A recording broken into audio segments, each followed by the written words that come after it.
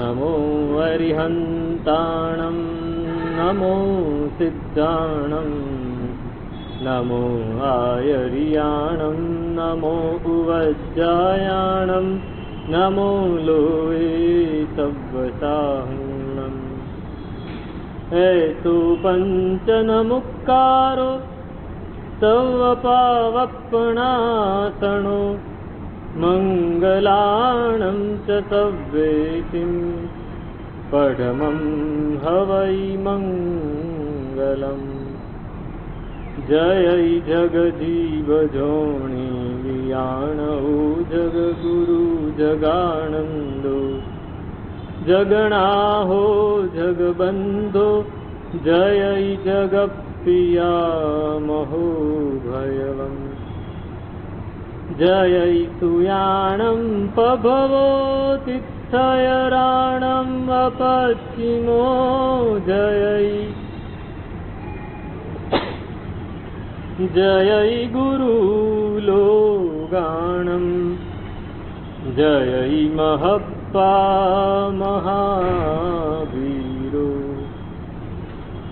ओंकारं बिन्दुसंयुक्तं नित्यं ध्यायन्ति योगिनः कामदं मोक्षदं चैव ओंकाराय नमो नमः अज्ञानतिमिरान्धानां ज्ञानाञ्जनशलाकया नेत्रमुन्मीलितं येन तस्मै श्रीगुरवे नमः अचिन्त्यचिन्तामणिकल्पशाखिने विशुद्धसद्ब्रह्मसमाधिशालिने दयार्णवायार्थिसुदायिने सतां नमो नमः श्रीगुरुने निसूरये नमो नमः श्रीगुरुने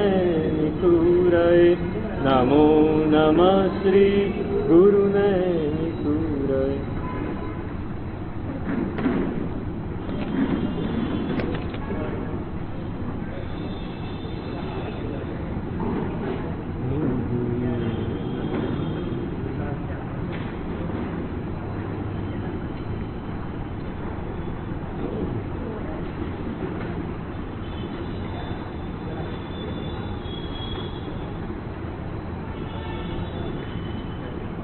ત્રીજી બલા દૃષ્ટિ એની વાત ચાલી રહી છે.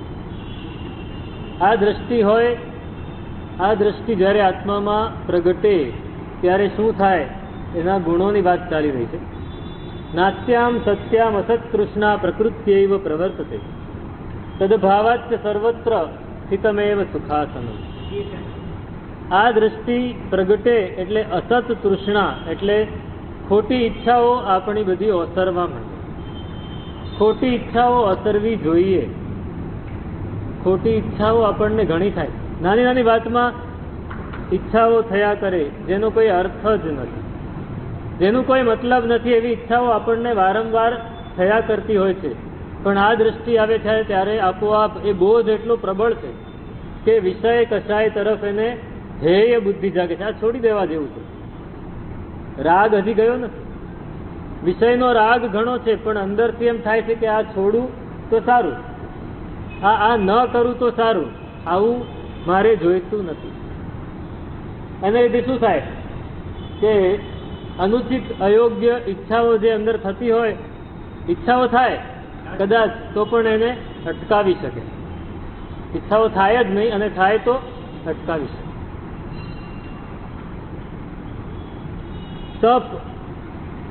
તપનું એક લક્ષણ દેખાડ્યું કે ઈચ્છા નિરોધો તપ. ઈચ્છાને રોધ કરવો એ જ તપ. ખાવું નહીં એ તપ છે, બરાબર છે.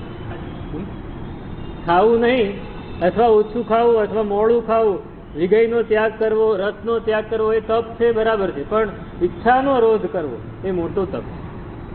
મને ઈચ્છા થઈ ગઈ કે આજે થઈ જાય હો જાય, પણ એને અટકાવીએ. ઈચ્છાને અટકાવવી. ઈચ્છા ક્યારે અટકે? કાં તો સગવડ ન હોય તો ઈચ્છા છે, અને કાં તો અંદરથી થાય કે હવે આ કરવા જેવું નથી તો, અને કાં તો તબિયત બગડી હોય તો,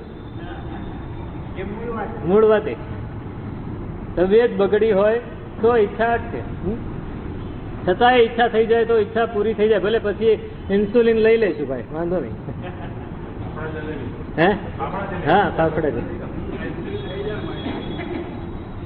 ઈચ્છા થઈ જાય અને આપણે એને પૂરી પણ કરી લઈએ. અસત તૃષ્ણા, એ અસત તૃષ્ણા કેવી છે? અગ્નિ જેવી. એમાં આપણે એની પૂર્તિ કરીએ એટલે એની અંદર જે નાખીએ બળી જ જવાનું છે ને, એ ભભકવાનો છે વધારે, એ શાંત નથી થવાનું. એને શાંત કરવો હોય તો ઉપર રેતી નાખવી પડે. અગ્નિને શાંત કરવા માટે શું કરવું પડે? પાણીથી ઘણી વાર વધે, રેતી નાખો તો સાવ શાંત થઈ જાય. રેતી નાખો તો શાંત થઈ જાય. બાકી પાણીમાં અગ્નિ હોય, વડવાનલ દરિયામાં અગ્નિ હોય. અત્યારે તો આ પેટ્રોલિયમને લીધે વારંવાર દરિયામાં અગ્નિ જાગી જતો હોય. પણ આ અસત તૃષ્ણા, નવા ઘણા લોકોને એવી આદત હોય કે બહાર નીકળ્યા એટલે કંઈક ખરીદીને જ ઘરે આવવું. બહાર નીકળ્યા એટલે શોપિંગ, કમસે કમ વિન્ડો શોપિંગ તો કરે જ.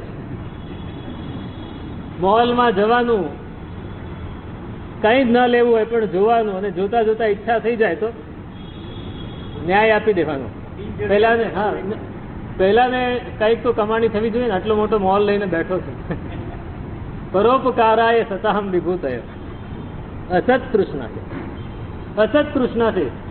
આપણને બિલકુલ જરૂર નથી, છતાંય મનમાં એમ થાય કે આ લાગશે કામ, આ કામ લાગશે, અને પછી છેલ્લે વર્ષ પૂરું થાય ત્યારે પેલા માળિયા હતા ઘરમાં, હજી છે. એમાં પહેલા જયારે નવી વસ્તુ આવે ને ત્યારે એને સાચીને કબાટમાં રાખવામાં આવે, પણ વપરાય નહીં. એટલે 6 મહિના થાય, એકાદ 2 વાર નીકળે, વળી પાછી અંદર બેસી જાય. મહિનો, વર્ષ, 2 વર્ષ થાય એટલે માળિયામાં ચડી જાય. દિવાળી એમ થાય કે હવે આ કઈ કામનું નથી, નાખો. 2 વર્ષ, ત્રીજા વર્ષે ભંગારમાં જતું રહે. અસત તૃષ્ણા છે. આલ્બર્ટ આઇન્સ્ટાઈન બહુ મોટો વૈજ્ઞાનિક, આપણને ખબર છે, બહુ સરસ એને સંશોધનો કર્યા છે. એણે જે ફોર્મ્યુલાઓ આપી છે, E=mc², એના ઉપર આખી દુનિયાના બધા જ વ્યવહારો અત્યારે ચાલે છે. બહુ મોટા મોટા વ્યવહારો એની ઉપર ચાલે છે, E=mc². હવે આ એના મિત્રો પણ એવા, પોતે યહૂદી હતો, જર્મનીનો યહૂદી હતો. એને ખ્યાલ આવી ગયો કે હિટલર મને ગમે ત્યારે મારી નાખશે, અથવા ગમે તે ખોટા કામમાં ભરાવી દેશે. એટલે સમયસર જર્મની છોડીને આવી ગયા અમેરિકા. અમેરિકામાં પણ એના ઘણા મિત્રો, લેબોરેટરીમાં પોતે કામ કરતો હોય, મિત્રો મળવા આવે, પોતે કામ ચાલુ રાખે, મિત્રોની સાથે વાત પણ ચાલુ રાખે. એટલું એનું બુદ્ધિનું સ્તર આમ જોઈએ ને તો આપણા કરતા બહુ જાજુ નતું. એમ જોઈએ આપણા મગજમાં, એક સંશોધનની વાત કરું, વૈજ્ઞાનિકોએ સંશોધન કર્યું છે કે આપણા મગજમાં ન્યુરોન્સ કેટલા છે ખબર છે? જ્ઞાન તંતુઓ અબજોની સંખ્યામાં છે, એની ગણતરી જ નથી થાય. ન્યુરોન્સ એટલે જ્ઞાન તંતુઓ. આપણે જે કંઈ પણ કામ કરીએ છીએ એ બધું જ્ઞાન તંતુને આભારી છે. એક જ્ઞાન તંતુ ખોરવાયો તો પેરાલિસિસ થઈ જાય. એક જ્ઞાન તંતુ ખોરવાય તો પેરાલિસિસ થઈ જાય. પણ એ કેટલા જ્ઞાન તંતુઓ છે? કોષો કેટલા છે? અબજો છે. સેલ અને ન્યુરોન્સ અબજો છે. એમાંથી આપણે વાપરીએ છીએ કેટલા ખબર? આપણે આપણી આખી જિંદગીમાં કેટલા વાપરીએ? તો કે 250. ફક્ત 250 ન્યુરોન્સ, 250 જ્ઞાન તંતુ, 250 સેલ. આપણે આપણા શરીરને એટલું બધું સીમિત કરી દીધું છે, એટલા ઓછા કામ આપણે કરીએ છીએ અને એમાં જ આપણો સમય પૂરો કરી નાખીએ છીએ. મેં તે દિવસે કહેલું, આખા દિવસમાં આપણે વિચારો કરીએ એ ઘણા બધા હોય, પણ વિચારોના પ્રકાર, કેટેગરીઝ કેટલી? તો કે 7 થી 8.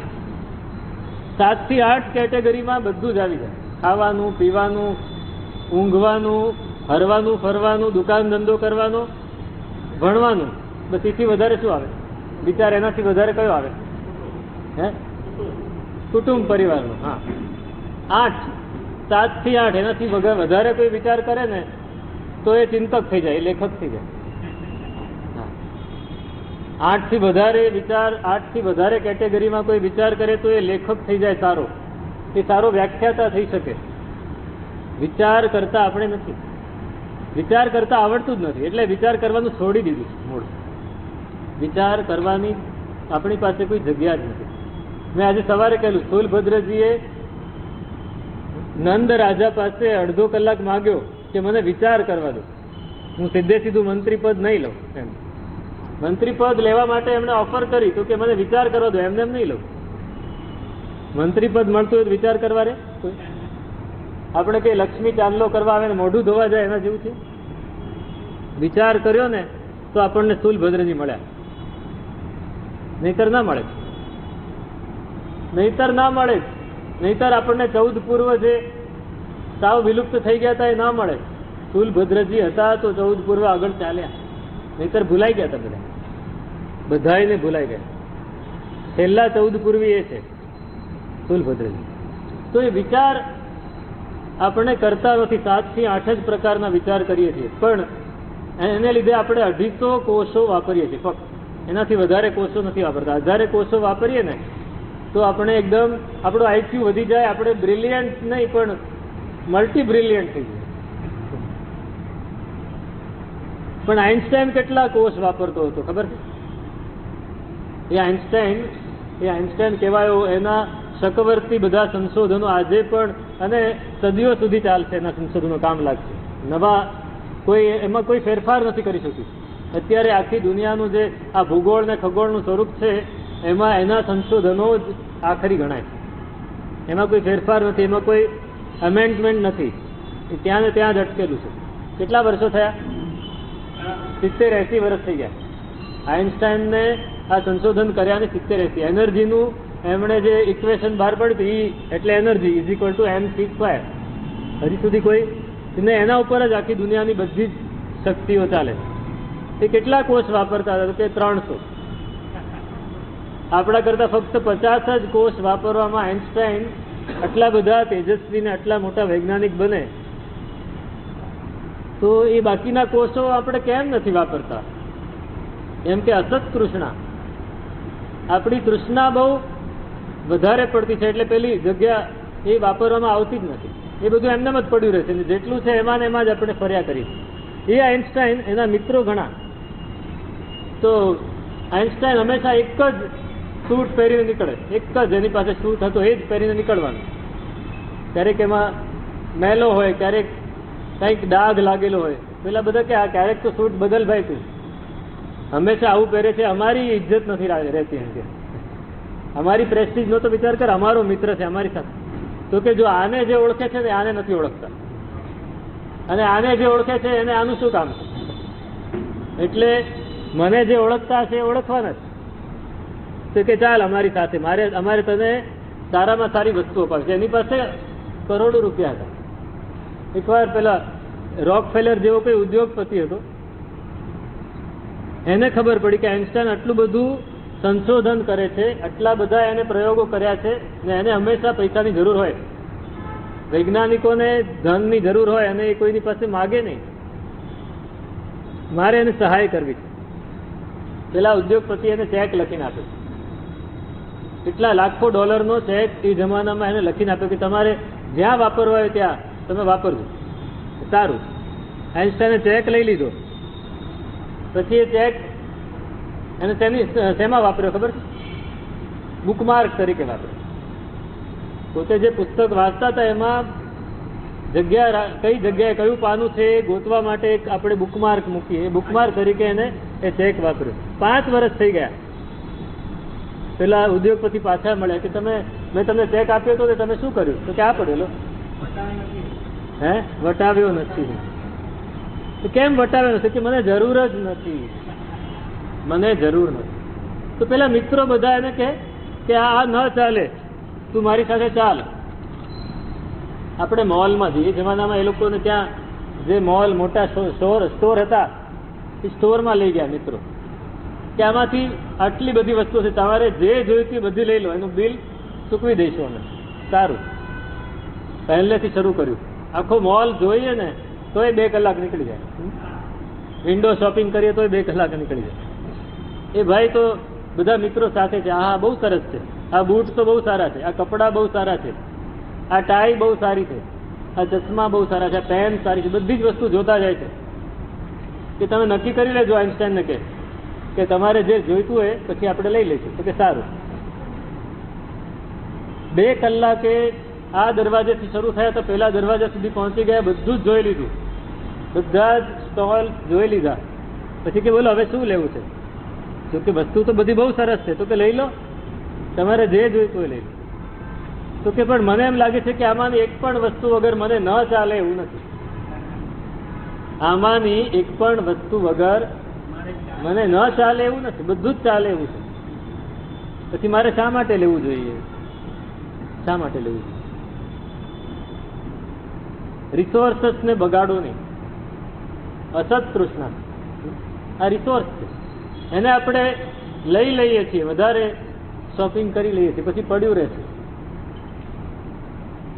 ઘણા લોકો એવા હોય જે દર અઠવાડિયે, દર 15 દિવસે એક જોડી કપડાં લેતા હોય. હમણાં કોરોનાના કાળમાં થોડું ઓછું થઈ ગયું છે, બાકી એવા નમૂના મેં જોયા. દર અઠવાડિયે એક જોડ કપડાં હોય. કે મારો દરજી કાયમ મારા કપડાં સીવતો જ હોય. ફિટિંગ એને મારું ફિટિંગ એને ખબર જ છે, નવી નવી ફેશનમાં એ સીવ્યા જ કરે. એને મારે કાપડ લાવીને આપી દેવાનું. વર્ષે જોઈએ તો 20 જોડી, 25 જોડી, 30 જોડી, આખો કબાટ ભરાઈ ગયો હોય. હવે પહેર્યા કેટલી વાર હોય? પહેરે કેટલી વાર? કેટલા પહેરી શકાય? ચાલી ભદ્ર જેવું તો થયા કે આજે પહેર્યા ને કાલે નહીં પહેરવાના. અસત તૃષ્ણા. બસ મારે ભેગું કરવું છે, મારે જોઈએ છે. વૈભવ હોય પણ એનો બગાડ ના હોય. વૈભવ હોય. આ બહેનોને પૂછો કેટલી સાડીઓ, હવે સાડીઓ તો ગઈ, હવે કેટલા ડ્રેસ હોય. છતાંય બહાર નીકળે એટલે મારી પાસે તો છે જ નહીં એકે. હા, આ કલર નથી, આ ડિઝાઇન નથી, આ ફેશન નથી, નવી સ્ટાઇલ નથી. ગમે એટલું ભરાય તો એ આ ના થાય. અસત તૃષ્ણા. આ તૃષ્ણા છોડવાની છે.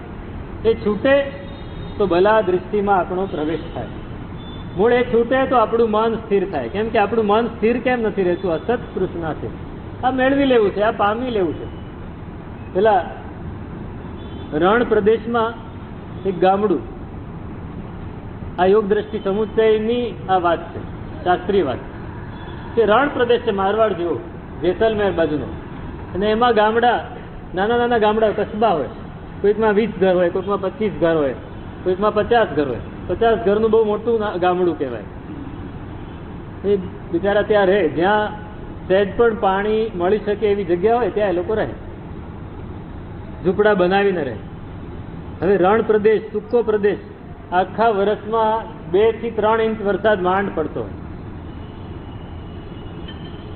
2 થી 3 ઇંચ વરસાદ માંડ પડે જેસલમેર બાજુમાં.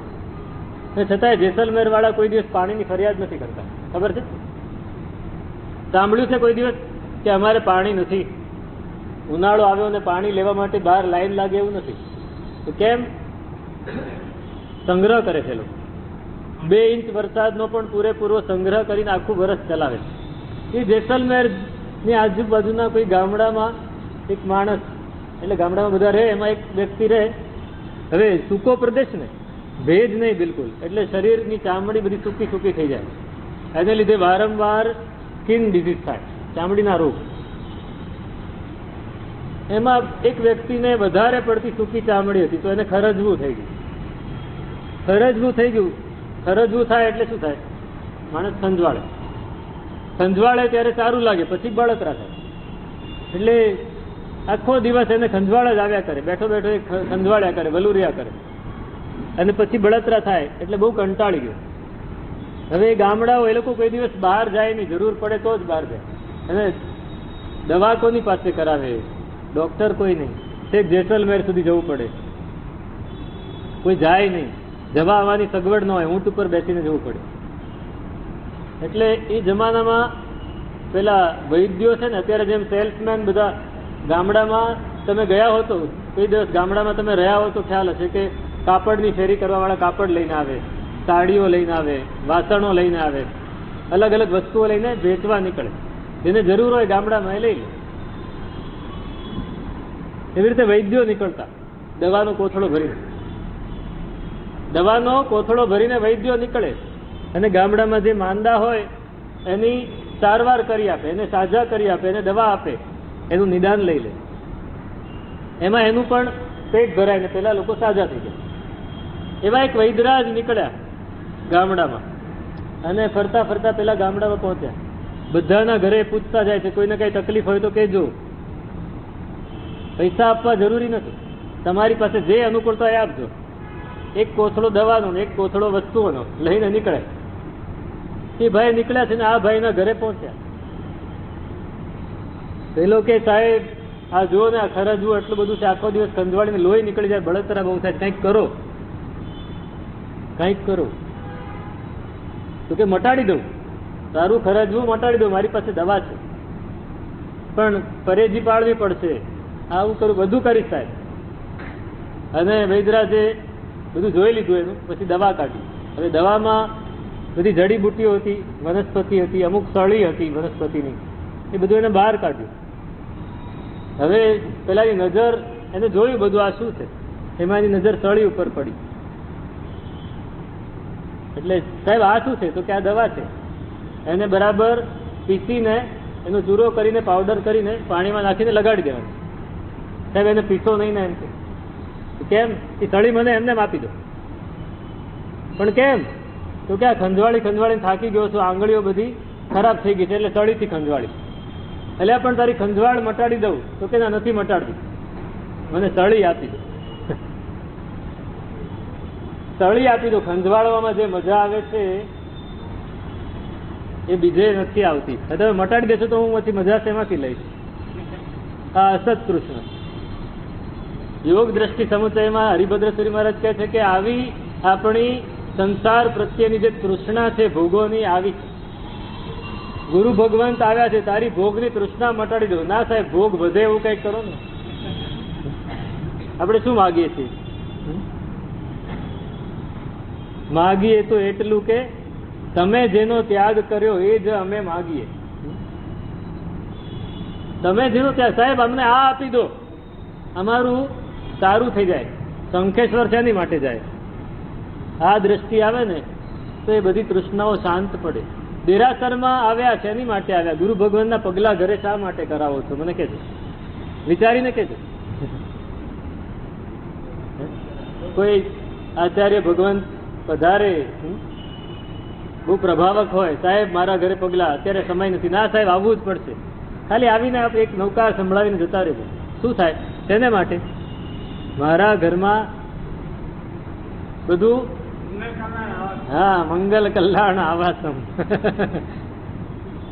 ના, ગુરુ ભગવાનને ઘરે પધરાવો તો એવો વિચાર કરવાનો હોય કે હું પણ ગુરુ ભગવાનની જેમ ઘર છોડીને ક્યારે નીકળીશ, મારું ઘર ભરાય એવું નહીં. એવો વિચાર નથી કરવો. અસત તૃષ્ણા એનો ત્યાગ કરવાનો. અસત તૃષ્ણાનો ત્યાગ કરવાનો છે. આ સંસારની વાતો, સંસારની તૃષ્ણાઓ એ પેલા ખંજવાળવા જેવી છે. જેમ ખંજવાળવા જાઓ એમ સારું લાગે, પણ પછી લોહી નીકળે ને બળતરા થાય. એ મટાડવી છે. ખંજવાળવું જ ન પડે એ સારું. ભૂખ બહુ લાગે છે એટલે ખાવું પડે, એટલે ભૂખ શમી જાય. પણ ભૂખ શમી જાય છે કાયમ માટે? પાછી ઊભી જ રહે. કાયમ માટે શમી જાય એવું કરવું છે? તો એક એવી વનસ્પતિ છે, એવી વનસ્પતિ છે, જો ઉકાળીને પી ગયા હોઈએ ને તો મહિના સુધી ભૂખ ના લાગે, માસક સમણ થઈ જાય તરત. આપી દો. હે? હા, દર મહિને લેવી પડે. ભૂખ જ ના લાગે, પછી ખાવાનું મન ના થાય, પછી શું કરશો? પૈસા શેની માટે કમાશો? દુકાન ધંધો શેની માટે કરશો? ખાવાનું જ મન નહીં થાય. તો આ અસત તૃષ્ણા આ દ્રષ્ટિમાં ટળી જાય. એને લીધે બધું જ કાર્ય એનું શાંતિથી, નિરાતે, સભાનતાપૂર્વક અને ભાવથી થવા માંડે છે. અને બીજી વાત કે એને તત્વની જે શુશ્રૂષા છે, સાંભળવાની જે ઈચ્છા છે, એ ઈચ્છા એને એકદમ ઉત્કટ અવસ્થામાં પહોંચી જાય છે. કેવી ઈચ્છા? તો કહે છે કે તરુણ સુખી સ્ત્રી પરિવાર્યો રે જીમ ચાહે સુરગી સાંભળવાતીમ તત્વને જી એ દ્રષ્ટિ સુવિનીત રે જીનજી ધન ધન તુજ ઉપદેશ. તરુણ સુખી સ્ત્રી પરિવાર્યો રે. આ જૂની વાત છે, અત્યારે કંઈક જુદી વાત થાય.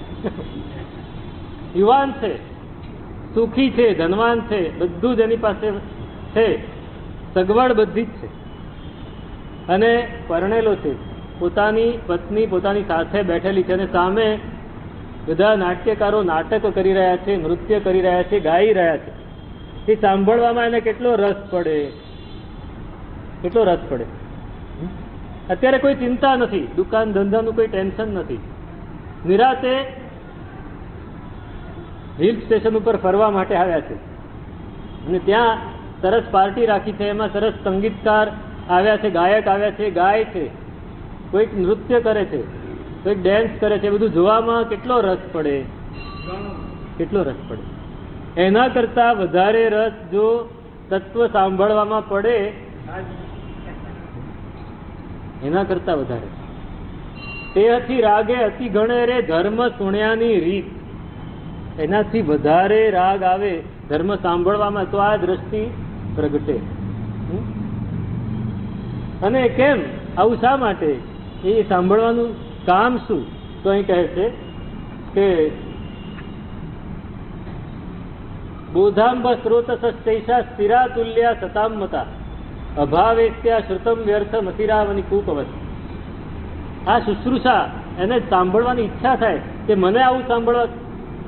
કોઈ શેઠ પોતાના શેઠાણી સાથે આવું સાંભળવા જોવા માટે બેઠો હોય તો એના નોકરને ઈચ્છા થાય જાય ને કે મને આવું સાંભળવા ક્યારે મળશે, એમ તત્વ શ્રવણ મને ક્યારે મળશે. અંદરથી ઉત્કંઠા જાગે કે ગુરુ ભગવાનના મુખેથી ક્યારે હું સાચું તત્વ સાંભળીને જીવનમાં ઉતારીશ. આ અંદરથી જે ઉત્કંઠા જાગે, એ ઉત્કંઠા બહુ જરૂરી. એ ઉત્કંઠા કેવી છે?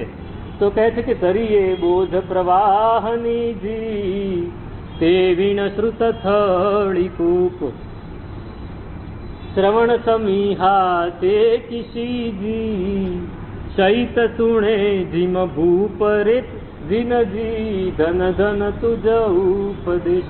એ બોધ, આપણને જે બોધ થવાનો હોય ને, એ બોધનો જે પ્રવાહ, ગંગા નદીનો પ્રવાહ વહે છે, એનું મૂળ ક્યાં છે? ગંગોત્રી. મૂળ ક્યાં છે? ગંગોત્રીમાં. ગંગોત્રી આજથી 100 વર્ષ પહેલા જે લોકોએ જોઈ હશે, 50 વર્ષ પહેલા જોઈ હશે, આજે જુએ છે, એટલું જ પાણી નીકળ્યા કરે તમને, એટલું જ પાણી નીકળે. હા હા, હરિદ્વાર પાસે એટલું પાણી. તમે અલ્હાબાદ જાઓ, વારાણસી જાઓ, ગમે ત્યાં જાઓ, પાણી એટલું ને એટલું જ. છેક બંગાળમાં ગંગા સાગર બની જાય છે. જાહ્નવી હોય, અલકનંદા હોય, ભાગીરથી હોય કે ગંગા હોય, બધી જ જગ્યાએ પાણી એટલું. એ આવે છે ક્યાંથી? ગંગોત્રીમાંથી આવે. એ ગંગોત્રી નથી તો પાણી સુકાઈ જવાનું છે.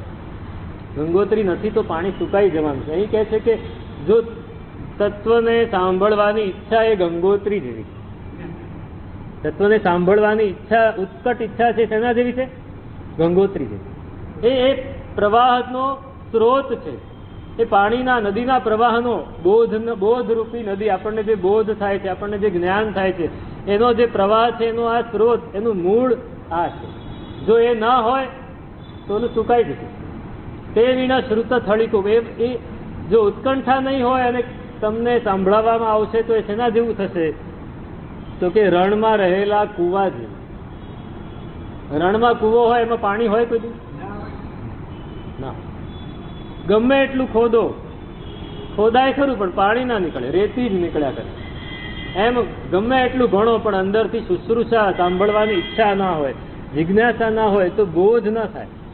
યા માહિતી મળી જાય, બોધ ના થાય. અંદરથી જે બદલાવ આવવો જોઈએ. બોધ એટલે અંદરથી બદલાવ આવે. અને માહિતી એ ફક્ત બીજાને સંભળાવવા પૂરતી જ રહી જાય. એને દાખલો આપ્યો. એક રાજા હતો. એ રાજા આખો દિવસ રાજકારણમાં પડ્યો હોય. એના પ્રજાના કાર્યો હોય, એના શાસનના કાર્યો હોય, મંત્રી સાથે બેઠકો ચાલતી હોય, સલાહકારો આવતા હોય, દૂત આવતા હોય, સંધિપાલ આવતા હોય, સામંત રાજાઓ આવતા હોય, બધાની સાથે કામ કરીને એટલો બધો થાકી જાય, કંટાળી જાય, પણ રાત્રે સુવા જાય તો ઊંઘ ના આવે. ઊંઘ બિલકુલ ના આવે. ઊંઘ આવતી નથી. શું કરે? જેને બહુ જ વધારે પડતું મોટું બિઝનેસનું કામ હોય એને ઊંઘ ઓછી આવે. ઓછી થઈ જાય ને કે આવી જાય ઊંઘ, ગોળી લેવી પડે. ગોળી લેતો હોય પછી તો ધીમે ધીમે 4 ગોળી સુધી પહોંચી જાય, 10 સુધી પહોંચી જાય. મેં જોયેલા છે એવા જીવો કે વિલિયમ 10 લેતો હોય ઊંઘ ના આવે. કામપોઝ ની તો વાત જ નહીં, વિલિયમ 10 સુધી પહોંચી જાય. કામપોઝ આપણે અડધી લીધી હોય ને તો 2 દિવસ સુધી ના ઉઠી. હા, વિલિયમ 10 ગોળી લે અને છતાંય ઊંઘ ના આવે. રાજાને પણ ઊંઘ નથી આવતી. રાણી પગ દબાવે છે, સેવક આવીને શરીર દબાવી આપે છે, કોઈ માથે માલિશ કરી આપે છે, બધું જ કરે છે, પણ ઊંઘ નથી આવતી. શું કરવું? મંત્રીને પૂછ્યું, ઘણા દિવસો થયા, થાકી ગયો, કે ભાઈ ઊંઘ આવતી નથી. ઊંઘ વગર તો આખો દિવસ બગડે ને. જેની ઊંઘ બગડી એનો દિવસ બગડે. ઊંઘ બગડી એનો દિવસ તો બગડે, ઊંઘ બગડી એની તબિયત પણ બગડે. શરીર બગડે, તબિયત બગડે.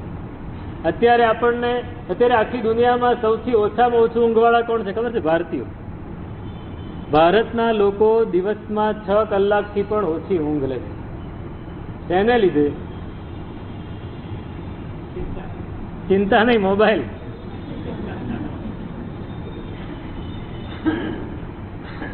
આમ આખો દિવસ ગામ ગપાટામાં સમય કાઢી નાખે અને પછી રાત પડે એટલે મોબાઈલ લઈને બેસે, એટલે ઊંઘવાનું ઓછું થઈ. ઊંઘવાનું ઓછું થઈ.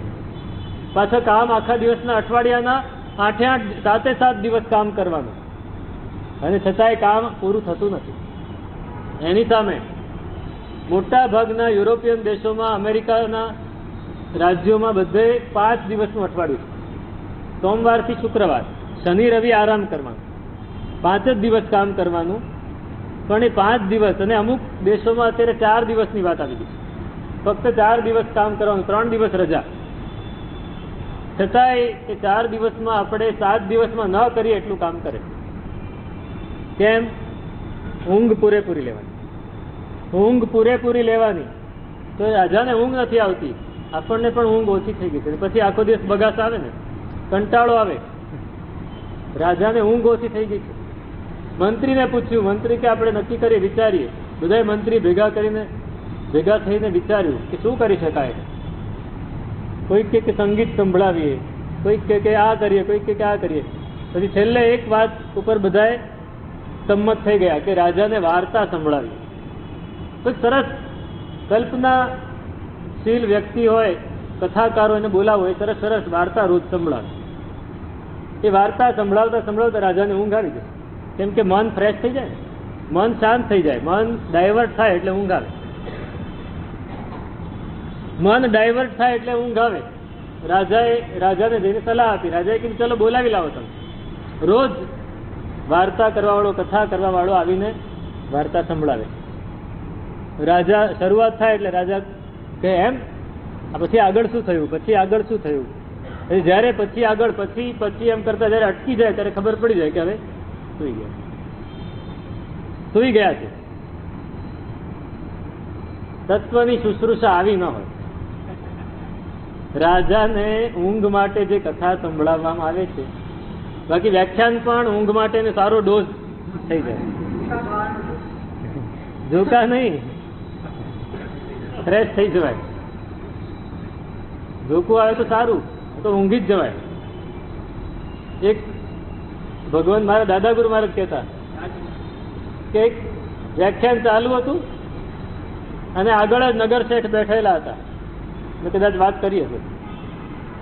તે થોડી વાર થઈને સૂઈ ગયા. એ ગુરુ ભગવાન તો એકદમ ફ્લોમાં બોલતા હતા અને અચાનક નજર પડી એટલે એમનાથી બોલાઈ ગયું, શેઠ ઊંઘો છો? જોરથી કહી દીધું એટલે શેઠ એકદમ ઝબકી ગયા. કોણ કે છે? કોણ કે છે? એમ કે જાગું છું, જાગું છું. સારું, સાંભળો. વળી 10 મિનિટ થઈને વળી જામી ગયા, નસકોરા બોલવા માંડ્યા. શેઠ ઊંઘો છો?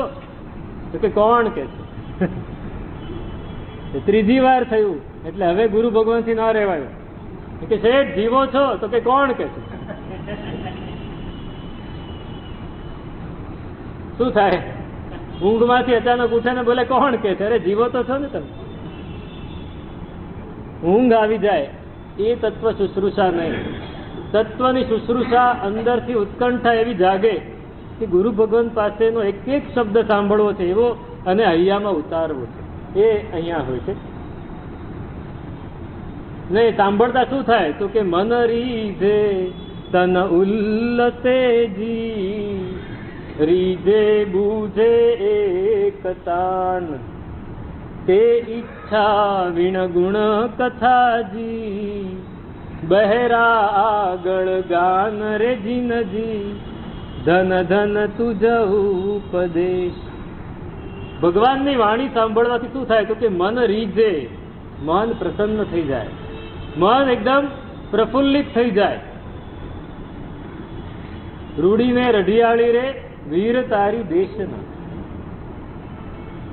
6 મહિનાની ભૂખ તરસ સમી જાય ભગવાનની દેશના સાંભળીએ તો 6 મહિનાની દેશના ભગવાનની દેશના સાંભળવા. પેલી યાદ છે ને, પેલી ઘરડી બાઈ હતી, કામવાળી હતી, અને શેઠાણી એને કીધું લાકડા લઈ આવ. લાકડા લઈને પાછી આવી તો કે આટલા ના હોય, વધારે જોઈએ, જા ફરીથી, નહીતર ખાવા નહીં મળે. અને ભર બપોરે તડકામાં એ લાકડા લેવા ગઈ. લાકડા ગમે ત્યાંથી ભેગા કર્યા, માંડ માંડ બધી ભારી બાંધીને, ભારી આમ ઉપાડીને માથે મૂકવા જાય છે. અને ભગવાનના વચનો કાને પડ્યા. બાજુમાં જ સમવસરણ. ભગવાનના વચનો કાને પડ્યા અને આમ અડધી ઊભી રહી ગયા માથે મૂકીને. આ 3 કલાક નીકળી ગયા. ભગવાનની દેશના 3 એક પ્રહર ચાલે. બપોરનો એક પ્રહર અને સવારનો એક પ્રહર. આખો પ્રહર નીકળી ગયો. 3 દિવસથી બરાબર ખાધું નહોતું. તડકામાં આટલું કામ કરેલું, ભૂખી અને તરસી એ બાઈ ફક્ત દેશના સાંભળી 6 મહિનાની ભૂખ તરસ સમી જાય. સાંજે ઘરે પહોંચી બધું એકદમ લઈને પ્રફુલ્લિત થયું. આ ભગવાનની વાણી.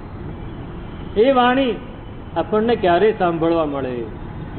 એ ક્યારે સાંભળવા મળે? અંદરથી ઉત્કંઠા થાય એટલે શું કહે છે કે મન રીઝે, મન પ્રસન્ન થઈ જાય. તન ઉલ્લસેજી, રોમાંચ થઈ જાય.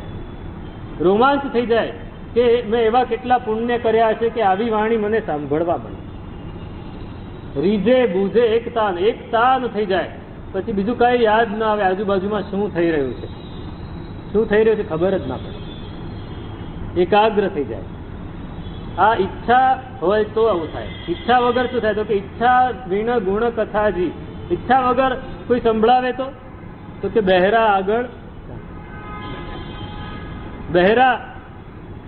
બહેરાજી હોય કોઈ, એની પાસે ગમે એટલું બોલો તો શું ફેર પડે?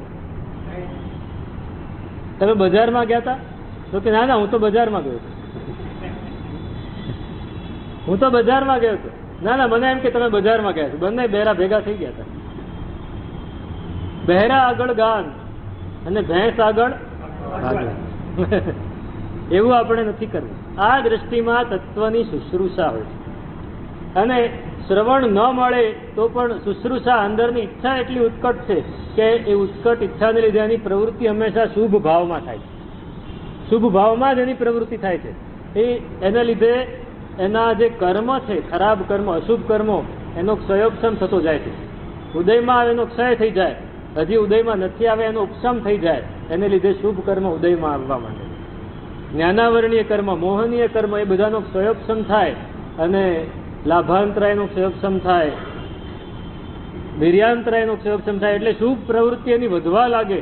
અને વધવા લાગે એટલે શું થાય કે એને કર્મક્ષયનો ફળ મળે અને એને વગર શ્રવણે પણ બોધ મળી જાય. બોધ અંદરથી પ્રગટે. હકીકતમાં બોધ અંદર જ પડેલો છે. ગુરુ ભગવાનની વાણીથી ઉપરનો કચરો સાફ થાય ને એટલે બોધ પ્રગટે છે. હવે સમજો કે વાણી સાંભળવા નથી મળી, પણ ઉત્કંઠા એટલી બધી છે કે ક્ષયોપશમ થયો ને આપોઆપ બોધ થઈ ગયો. પછી તો એક વાર સાંભળે ને, એક જ વાર સાંભળે તો પણ બધો જ બોધ મળી જાય. ઉત્કંઠા નથી અને સાંભળવા મળે છે તો એના શેના જેવું છે? તો કે કાણા માટલા જેવું. ઉપરથી પાણી નાખો, નીચેથી અંદર ભરાઈને રહે નહીં. અહીંયા દાખલો આપ્યો, કાણા માટલા જેવું. જો શ્રવણની ઈચ્છા નથી તો શ્રવણ થાય તો એ કાણા માટલા જેવું. અને આ દ્રષ્ટિમાં ક્ષેપ નથી. ચોથો દોષ. ત્રીજો, ખેદ, ઉદ્વેગ અને ક્ષેપ. ક્ષેપ એટલે વિક્ષેપ. અસત તૃષ્ણા નથી, શુશ્રૂષા ઘણી છે, ક્ષયોક્ષમ વધારે છે, સ્મૃતિ વધારે છે, બોધ થોડો ઊંડો છે, એટલે એ વારંવાર વચ્ચેથી થાકી નથી જતો, કંટાળી નથી જતો. બસ હવે બહાર જઈ આવું, થોડું બહાર જઈ આવું, થોડું બહાર ફરી આવું. આપણે ચોમાસી 14નું પ્રતિક્રમણ હોય કે મોટું પ્રતિક્રમણ હોય તો છોકરાઓ થોડી વાર થાય એટલે બહાર ફરી આવે. શું થાય એમને? કે ઘણું થઈ ગયું અહીંયા, હા ઘણું થઈ ગયું. એમ આપણું મન પણ બહાર ફરી આવતું હોય, વિક્ષેપ પડ્યા કરે છે. પણ આ દૃષ્ટિમાં વિક્ષેપ નથી પડતો. એને એ ક્રિયામાં આનંદ આવે. ક્રિયામાં આનંદ આવે તો વિક્ષેપ ના પડે. જો ક્રિયામાં આનંદ ન આવે તો મન પછી વિચલિત થઈ જાય. બસ બહુ થઈ ગયું, હવે આવતા વખતથી નથી કરવું, એમ થઈ જાય. અને એને લીધે શું થાય? એ બહુ સરસ વાત કરી કે દૃષ્ટિમાં ક્ષેપ નથી, એટલે જે પણ વસ્તુ આરંભ કરે એ સફળ થાય. જે પણ ક્રિયા આરંભ કરે એ સફળ થાય. કેમ કે એના કરવાના ઉપાયો બધાને સૂઝે. જેના મનમાં ક્ષેપ નથી, જેનું મન નિર્મળ થયું છે થોડુંક, જેનું મન પ્રફુલ્લિત છે, જેનું મન એકાગ્ર છે, એને આપોઆપ ઉપાયો મળ્યા કરે છે કે મારે ધ્યાનમાં બેસવું છે, મારે ધ્યાનમાં બેસવું છે તો કઈ જગ્યાએ બેસવું.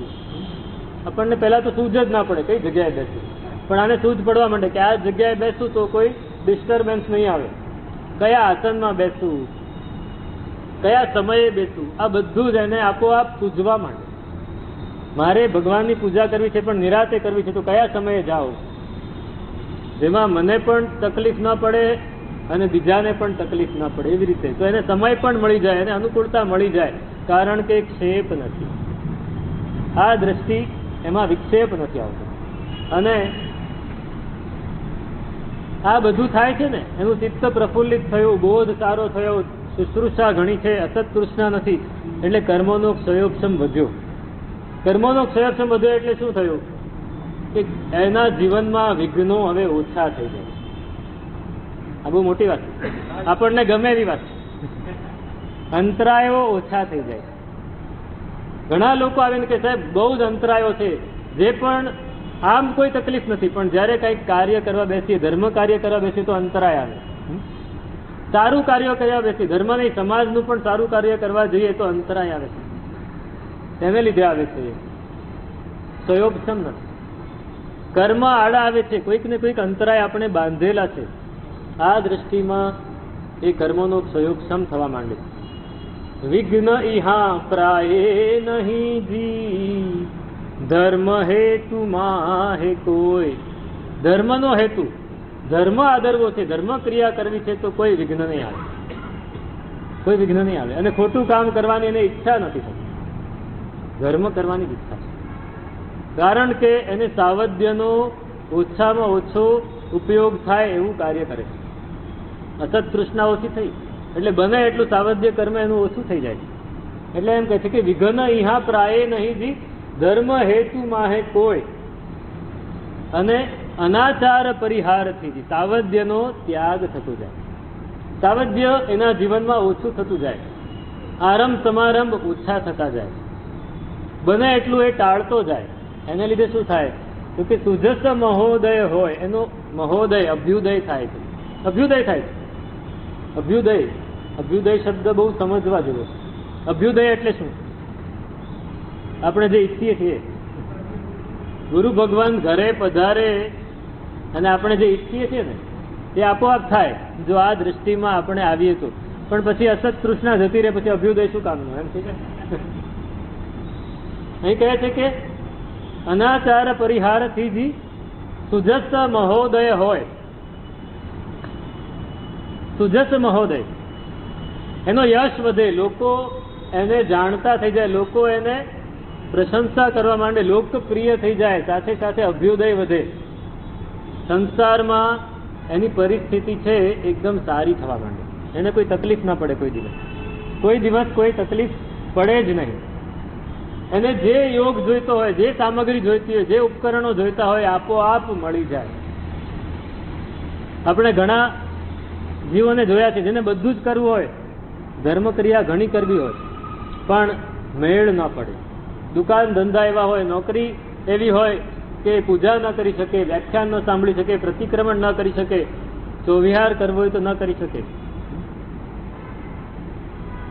પણ જે આ દૃષ્ટિમાં આવે છે, જેની તત્વ શુશ્રૂષા એકદમ ઉત્કટ હોય છે, જેની અસત તૃષ્ણા ઓછી થઈ છે, એને બધા જ કાર્યો સામેથી આવીને મળે, બધા જ નિમિત્તો સામેથી આવીને મળે છે અને આપોઆપ એ ધર્મમાં આગળ વધે છે.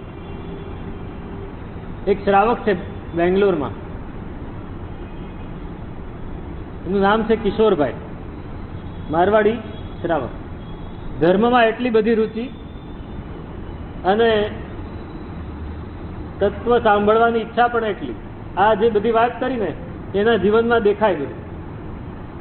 એને જે કરવું એ કરી શકે, અને છતાંય આખા બેંગ્લોરમાં એ લોકોની મોનોપોલી, સ્ટેશનરી આઇટમ્સમાં એની મોનોપોલી. રોજનું એનું ટર્નઓવર 15 થી 20 લાખ રૂપિયા રોજનું, એવું મોટો બિઝનેસ.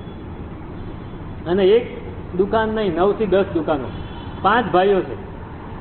હવે એમણે નક્કી કર્યું કે આપણી દુકાનોમાં જૈન યુવાનોને જ નોકરી રાખવા. જે રાજસ્થાનથી કે ગુજરાતથી આવ્યા હોય, પરિસ્થિતિ સારી ના હોય, એ બધાને નોકરી રાખવા. પણ નોકરીમાં બીજે જે જગ્યાએ રહે નોકરીમાં, એમાં જે પગાર મળે એના કરતાં 2000 વધારે, 20-25% વધારે પગાર આપો. આ બહુ જૂની વાત કરું છું, અત્યારે તો વધારે થઈ ગયો છે. 20 થી 25% પગાર વધારે આપો, પણ સામે શરત એ હોય કે રોજ પૂજા કરવી પડશે, રોજ પૂજા કરવી પડશે, રોજ નવકારથી અને ચોવિહાર. હવે યુવાનો બહારથી આવ્યા હોય, એને જમવાની સગવડ ન હોય, તો એને પોતે રસોડું પણ કરી દીધું. તે એક ઘર બનાવ્યું, એમાં રસોડું પણ કર્યું છે, એમાં બધાએ આવીને જમવાનું. 35 થી 40 છોકરા એમની દુકાને કામ કરતા હતા ત્યારે. અમે 18 વર્ષ પહેલા બેંગ્લોર ચોમાસું કર્યું ત્યારે. પણ ફરજિયાત એને ધર્મ શીખવાડે. તારે એને વ્યાખ્યાનમાં જવું હોય તો 1 કલાક એને છૂટ મળે, એને પ્રતિક્રમણ કરવું હોય તો 1 કલાક છૂટ મળે, પણ બહાર ફરવા જવું હોય તો નહીં મળે. મૂવી જોવા જવું હોય તો, પર્યુષણમાં 28 કરે તો 8 દિવસ રજા, નવપતજીની હોળી કરે તો અડધો જ દિવસ આવવાનો. આટલી બધી એ છૂટ આપે. પણ એમના જીવનમાં આખું આ જે વાત કરી છે ને, એને અસત તૃષ્ણા નથી, તત્વ સાંભળવાની એવી ઈચ્છા કે વ્યાખ્યાન શરૂ થાય ને એના અડધો કલાક પહેલા આવીને એ ભાઈ પોતે ગૌલી કરે. બધી હજી ગૌલી છે એ પોતે ગૌલી બનાવે, અડધો કલાક પહેલા આવે, બેસી જાય, અને વ્યાખ્યાન પૂરું થયા પછી પણ અડધો કલાક પછી બહાર નીકળે. જાજમ બાજમ બધી ઉપાડવાની, બધી સેવા કરવાની, કરોડોપતિ માણસ, એની પહેલા નહીં નીકળવાનું. તો આ અસત તૃષ્ણા આપણે છોડવા જેવી છે. આ દ્રષ્ટિ આપણને આ શીખવાડે છે. ભલા દ્રષ્ટિમાં આવ્યા પછી આ આપણને મળે, અને એને લીધે આપણા અંતરાયો તૂટે. પહેલી દ્રષ્ટિમાં જીવ માર્ગાભિમુખ બને છે. મેં કાલે કહેલું, માર્ગ તરફ એની દ્રષ્ટિ જાય છે કે આ માર્ગ છે, આ બીજા બધા ઉન્માર્ગ છે, આ માર્ગ છે, એના તરફ મારે જવું. બીજી દ્રષ્ટિમાં આવે છે જીવ માર્ગ ઉપર પગલું ભરે છે, અને ત્રીજી દ્રષ્ટિમાં આવે છે તો એ ચાલવા માંડે. આ ત્રીજી દ્રષ્ટિમાં હવે માર્ગે ચાલ્યો, માર્ગાનુસારી બની ગયો. હવે આવે છે ચોથી દ્રષ્ટિ. શરૂઆત આપણે આજે કરી દઈએ. ચોથી દ્રષ્ટિ છે દીપરા દ્રષ્ટિ. દીપરા એટલે દીવા જેવો બોધ. અત્યાર સુધી શું હતું? પહેલો ઘાસના અગ્નિ જેવો બોધ હતો. ઘાસને સળગાવીને આમ કંઈક પ્રકાશ કરવા જઈએ તો એટલી વારમાં ઓલવાઈ જાય. છાણાના અગ્નિનો બોધ. છાણું ઉપાડીને થોડું જુએ, થોડું દેખાય, ત્યાં પાછો ઓલવાઈ જાય.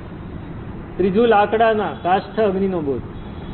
એ પણ થોડી વારમાં ઓલવાઈ જાય. પણ દીવો જો વાટ અને ઘી બરાબર હોય તો ઘણો સમય સુધી ચાલે. દીપરા દૃષ્ટિમાં દીપક જેવો બોધ હોય છે.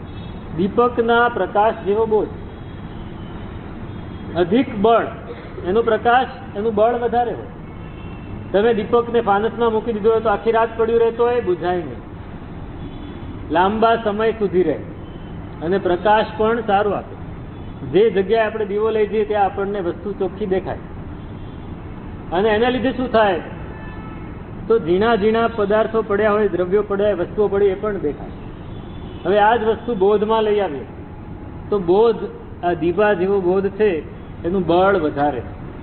એ બોધ થોડો શક્તિશાળી બોધ છે, થોડું મજબૂત બોધ છે. એટલે હવે પહેલામાં વિષય તૃષ્ણા નહોતી, પણ છતાંય વિષય કસાયનો થોડો રાગ હતો, ભોગનો રાગ હતો, એટલે પાછું મન ભોગમાં જતું રહે. કાષ્ઠનો અગ્નિ બુઝાઈ જાય, બોધ પાછો અચાનક ક્યારે બુઝાઈ જાય એની ખબર ના પડે, એટલે વળી પાછું મન સંસારમાં જતું રહે. આમાં એવું નથી થતું. લાંબા સમય સુધી ધર્મ ક્રિયાઓમાં ચિત્ત લાગી રહે છે. પ્રકાશ એટલે બોધ પણ સારો છે. અને સ્મૃતિ ઘણી રહે. એ બોધની સ્મૃતિ એટલી કે ક્રિયા કરતી વખતે પણ એ બોધ યાદ રહે છે. પહેલી 3 દ્રષ્ટિમાં ક્રિયા કરતી વખતે બોધ યાદ નહોતો આવતો. આ દ્રષ્ટિમાં ક્રિયા કરતી વખતે પણ બોધ યાદ આવે છે. એટલે ફક્ત દ્રવ્ય ક્રિયા નથી રહેતી, થોડી થોડી ભાવ ક્રિયા અહીંયા ચાલુ થઈ. દ્રવ્ય ક્રિયા નથી રહેતી, ભાવ ક્રિયા ચાલુ થઈ જાય છે. ભાવ ક્રિયા બહુ મહત્વની વાત છે. અમૃત અનુષ્ઠાન, 5 પ્રકારના અનુષ્ઠાન છે, ખબર છે? 5 પ્રકારની ક્રિયાઓ. આપણે જે ક્રિયા કરીએ છીએ એ 5 પ્રકારની હોય. પહેલી વિષ અનુષ્ઠાન, વિષ ઝેર. બીજું ગરલ. ત્રીજું અનનુષ્ઠાન, સમૂર્થિમ અનુષ્ઠાન. ચોથું તદ્ધેતુ અનુષ્ઠાન અને 5મું અમૃત અનુષ્ઠાન. અહીંયા તદ્ધેતુ સુધી પહોંચી જાય છે ચોથી દ્રષ્ટિમાં. વિષ અનુષ્ઠાન એટલે શું? હું ક્રિયા કરું છું, પણ એ ક્રિયા કરવાથી આ ભવના સુખ મને મળે. હું જે ક્રિયા કરું છું, હું તપ કરું છું, ઘણા બુધવારે આંબિલ કરતા હોય, ઘણા શનિવારે કરતા હોય, શેને માટે? વાર નડતો હોય ને ગ્રહ નડતો હોય.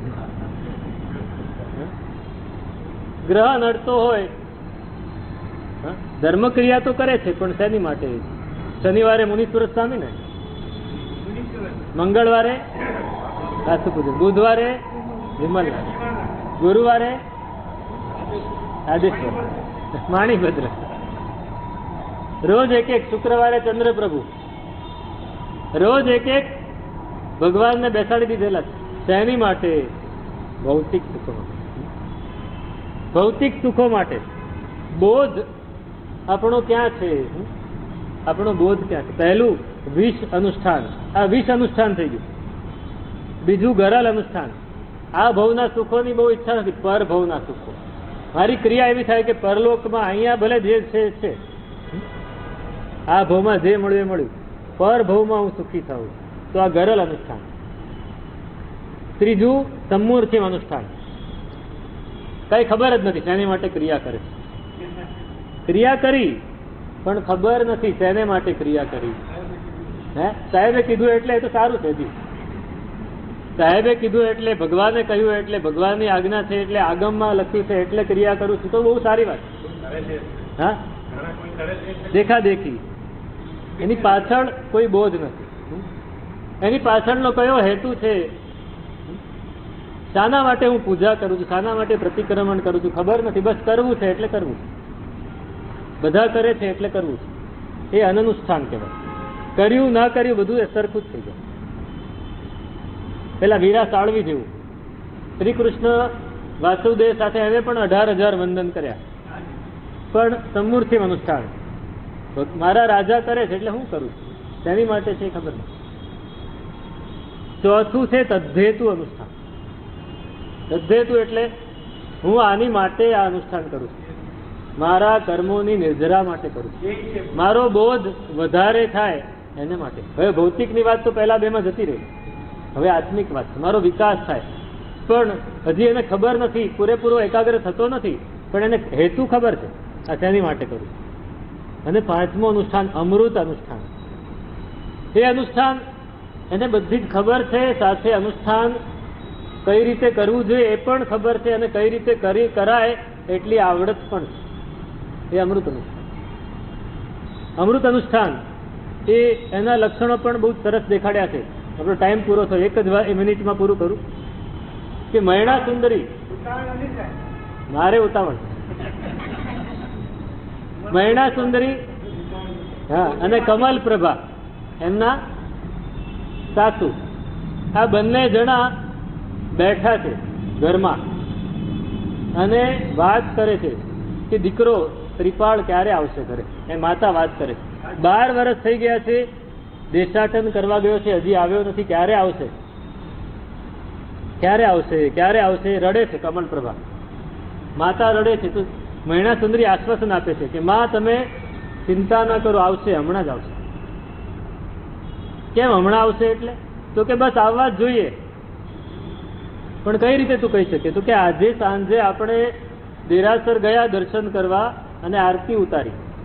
એ આરતી ઉતારી ને, એ આરતી ઉતારી ત્યારે અચાનક મારું મન એટલું બધું સ્થિર થઈ ગયું, એકાગ્ર થઈ ગયું આરતી ઉતારતા, કે મારા રૂવાડા ખડા થઈ ગયા, મારી આંખોમાં આંસુ આવી ગયા. કોઈ પણ કારણ વગર, કોઈ ઈચ્છા વગર ભગવાનની સામે, ભગવાન તમારું શાસન કેવું રૂડું, તમે કેવો સરસ માર્ગ દેખાડ્યો, તમારી ભક્તિ કેટલી હું કરું, એવો ભાવ અંદરથી ઉલ્લસ્યો. અને આવા લક્ષણો મને દેખાયા, રૂવાડા ખડા થઈ ગયા, આંખમાં આંસુ આવી ગયા, અને બીજું કાંઈ મને યાદ જ નથી. આ અમૃત અનુષ્ઠાનના લક્ષણો છે. આ અમૃત અનુષ્ઠાનના લક્ષણો છે.